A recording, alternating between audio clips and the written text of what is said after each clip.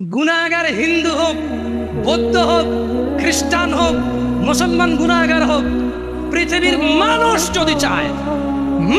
যদি চায় তার গুনাহকে নেকিতে পরিবর্তন করবে। ও যেই ধর্মেরই হোক না কেন, যেই দ্বীনেরই হোক না কেন, সেম প্রসেস শিখাই দেব, জানাই দেব যে হিন্দু লোকটা যদি তার শিরকের গুনাহকে নেকিতে পরিবর্তন করতে চায়, ইল্লা মান তাব, এ হলো মানুষ, এ হলো কি মানুষ, ওর ধর্ম যেটাই হোক।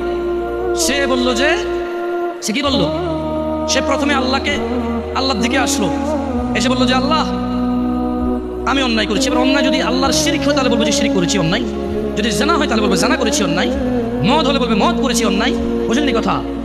আল্লাহর কাছে এসে বলবে আল্লাহ শিরক করতাম আর করবো না, মদ খেতাম আর খাবো না, জানা করতাম আর করবো না, এই ধরনের যে কোনো অন্যায় বলবে যে আল্লাহ এটা আর করবো না। তো আল্লাহ বলছে ইল্লা মান তাব, যেটা অন্যায় অপরাধ যেটাই হোক, সেম অপরাধ থেকে সে কি করলো, ফিরে আসলো।